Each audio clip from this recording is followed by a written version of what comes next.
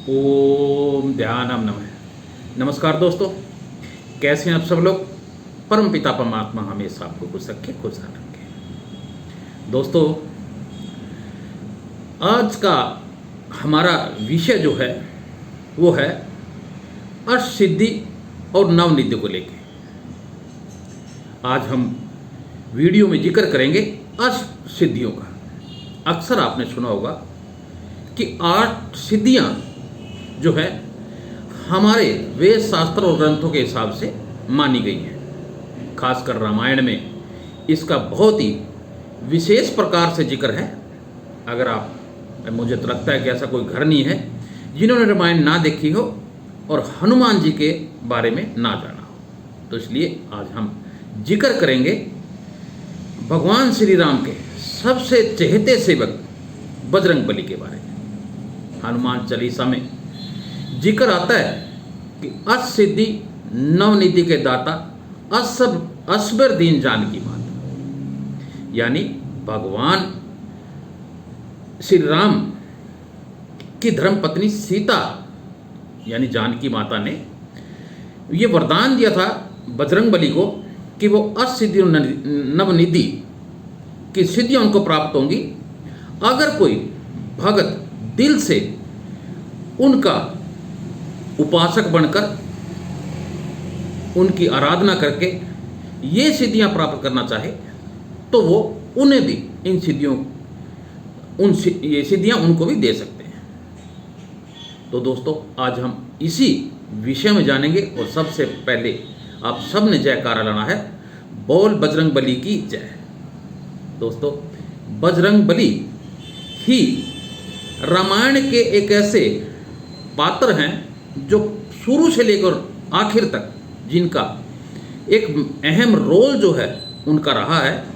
यानी भगवान श्री राम से जब वो मिले और जब तक उन्होंने लंका पर विजय प्राप्त नहीं कर ली और जब वो अयोध्या वापस आए तो राम जी के साथ हनुमान जी का जिक्र आपने अक्सर पढ़ा होगा, देखा होगा। तो दोस्तों, आज हम जिक्र करेंगे बजरंगबली की अष्टसिद्धियों के बारे में। दोस्तों, ये अष्टसिद्धियां है क्या चीज़? देखिए दोस्तों, हमारे वेद शास्त्रों के अनुसार आप कई तरीके से इन अष्टसिद्धियों को प्राप्त कर सकते हैं, जिसमें आप भक्ति है, ध्यान है, योग है, हठ योग है, बहुत सारे ऐसे साधन हैं जिससे आप उस परम पिता परमात्मा को खुश करके या बजरंगबली को खुश करके आप इन सिद्धियों को प्राप्त कर सकते हैं। इन सिद्धियों के मिलने के बाद आदमी अजर हो जाता है, अमर हो जाता है। यानी उसे फिर इस धरती पे उसका पराजय का कोई भी कारण नहीं बनता, वो विजयी हमेशा रहता है। जैसे जो बजरंगबली थे, उन्हें आज अजय और अमर माना जाता है क्योंकि वो अष्टसिद्धि और नवनिधि के दाता रहे हैं या वो सिद्धियां उनके पास रही हैं। दोस्तों, आज हम इस वीडियो में जिक्र करेंगे अष्टसिद्धियों का। ये अष्टसिद्धियां है क्या? अष्टसिद्धियों में सबसे पहले जो सिद्धि है वो है अनिमा, दूसरे नंबर पे है महिमा और तीसरे नंबर पे है गरिमा, चौथे नंबर पे है लघिमा, पांचवें नंबर पे है प्राप्ति और छठे नंबर है परकम्या और सातवीं है ईशिस्तव और आठवीं है वशिष्ठता। अब दोस्तों, इन 8 सिद्धियों का जिक्र रामायण और हमारे ग्रंथों में मिलता है। हम सबसे पहले विस्तार से जिक्र करेंगे अनिमा का कि अनिमा सिद्धि क्या है। देखिए दोस्तों, इस सिद्धि के प्राप्ति के बाद साधक का या भगत के पास एक ऐसी शक्ति आ जाती है कि वो अपने स्वरूप को बहुत ही सूक्ष्म कर सकता है। जैसे एक अणु के तरह, जैसे आप नंगी आंख से आप अणु को नहीं देख सकते, इस तरह का रूप जो है आदमी इस सिद्धि के बाद, अनिमा सिद्धि के बाद प्राप्त कर लेता है। और इसी सिद्धि से हनुमान जी जो है समुद्र पार करके लंका पहुंचे थे और वहां की जो यानी उस लंका की जो रक्षा कर रही थी उस राक्षसी का नाम था लंकनी, यानी उसे भी वो चकमा दे के लंका के अंदर प्रवेश कर गए थे और पूरी लंका का मुआयना जो है उन्होंने इसी सिद्धि के द्वारा बजरंगबली जी ने किया था। बहुत ही महत्वपूर्ण सिद्धि है ये। और दूसरी है महिमा।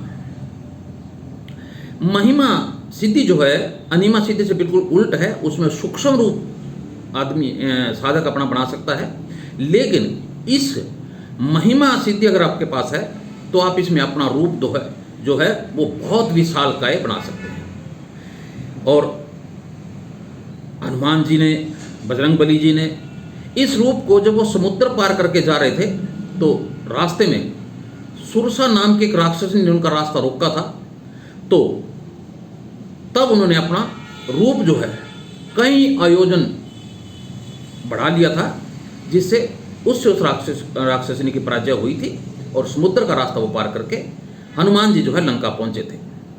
और माता सीता को जब वो मिले तो इसी महिमा शक्ति से ही उन्होंने विश्वास दिलाया था कि वानर सेना के अंदर मैं ही नहीं बल्कि ऐसे बहुत सारे वानर हैं जिनके पास ही सिद्धि है, वो अपना रूप बड़ा और छोटा कर सकते हैं। और तीसरे नंबर की जो सिद्धि है वो है गरिमा। देखिए दोस्तों, गरिमा सिद्धि अगर किसी साधक के पास है तो इसके अंदर साधक या इंसान अपना स्वरूप जो है विशाल पर्वत के समान कर सकता है, यानी अपने भार को इतना बढ़ा सकता है। वो अपने स्वरूप को उसी रूप में रखकर इतना अपना वजन बढ़ा लेता है कि उसको हिलाना बहुत ही मुश्किल होता है या कोई उसको हिला ही नहीं सकता। तो ये गरिमा सिद्धि के अंतर्गत आती है। और महाभारत काल में आपने देखा भी होगा, जब भीम जी को महाभारत में जब वो विजय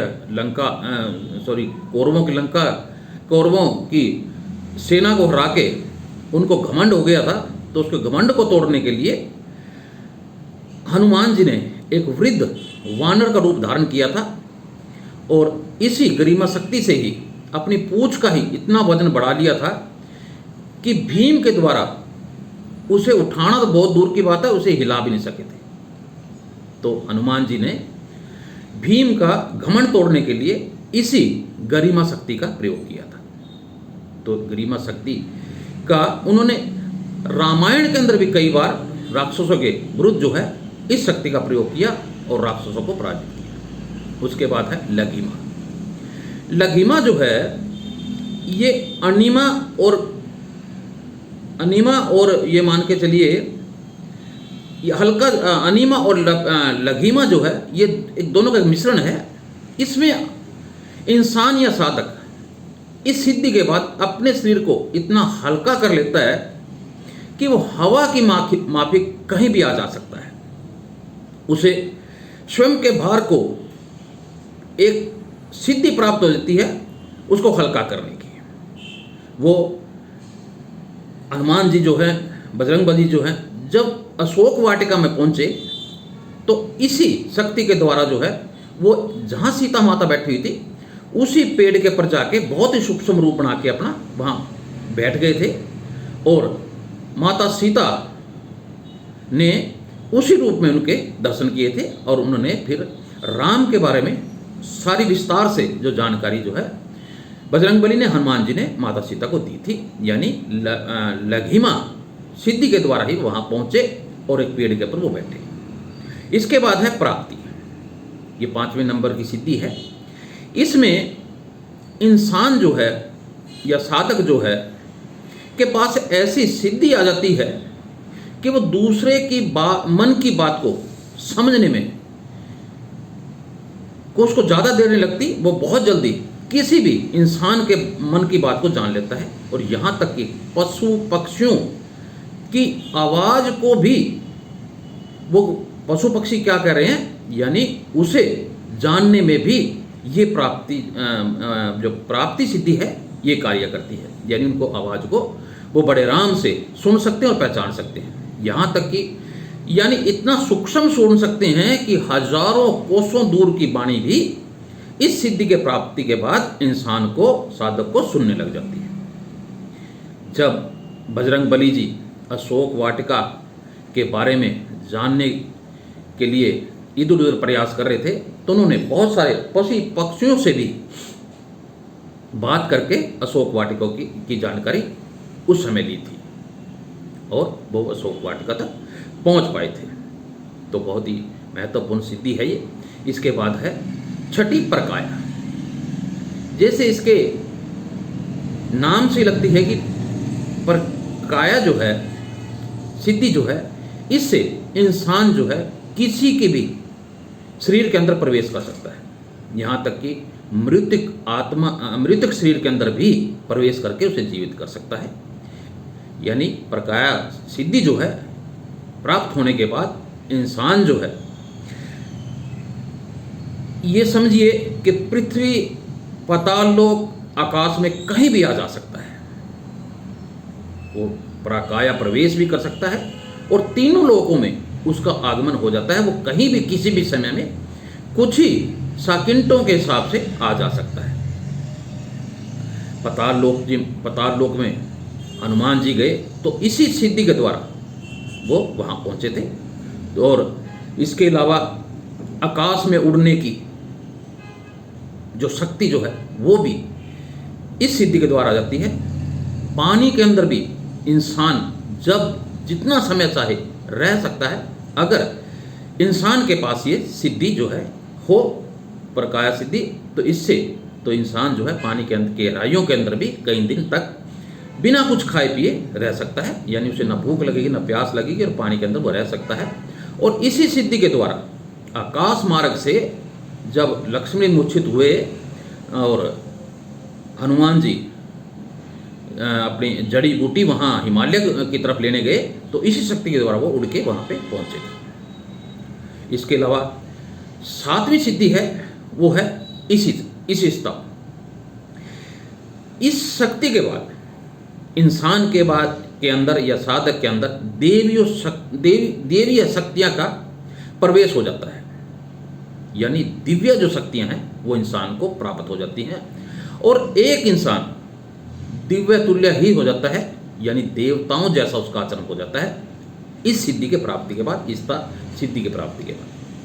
तभी भगवान हनुमान ने इसी सिद्धि के बाद जो है वानर सेना का नेतृत्व किया और आज भी एक देव तुल्य के रूप में हनुमान जी को पूजा जाता है।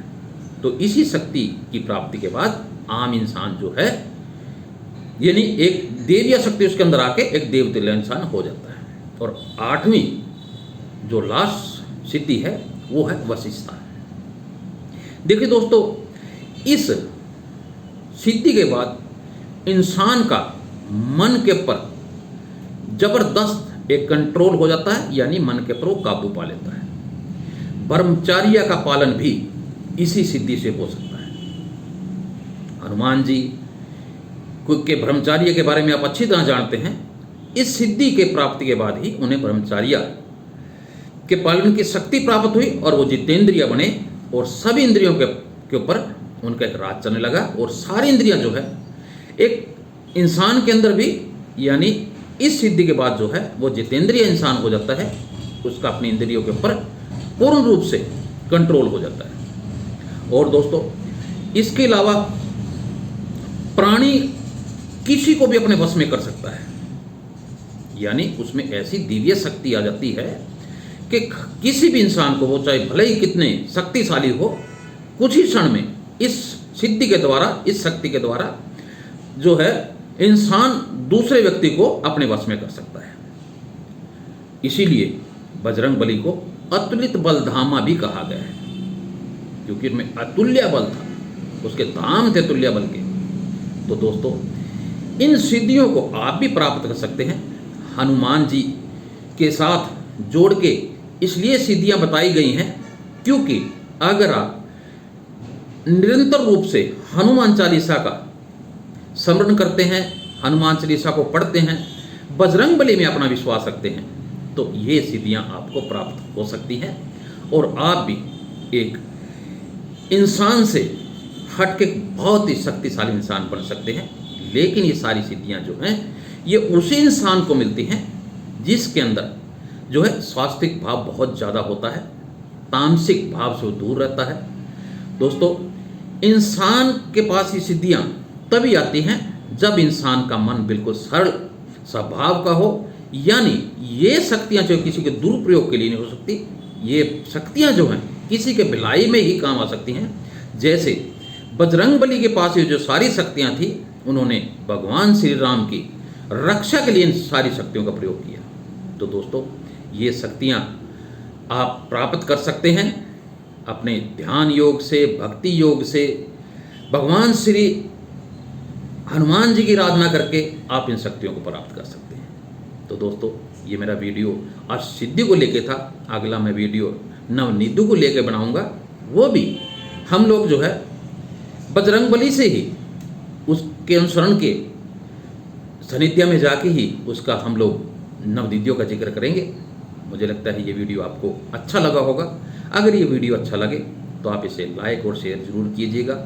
जो साथी इस चैनल पर नए हैं, कृपा करके चैनल को सब्सक्राइब कर लें।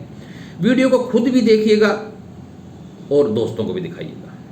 दोस्तों, हमारे वेद शास्त्रों ग्रंथों का जिक्र हम इसमें करते हैं। ज्ञान और ध्यान की बातें हैं, आपके काम आएंगी, आपके बच्चों के काम आएंगी, आपके परिवार के काम आएंगे। तो इन वीडियो को जरूर देखिएगा, खुद भी देखिएगा, दोस्तों को भी दिखाइएगा। तो दोस्तों, आपका दिन शुभ हो, मंगलमय हो, मैं ऐसी कामना करता हूँ। ओम ध्यानम नमः। जय बजरंग।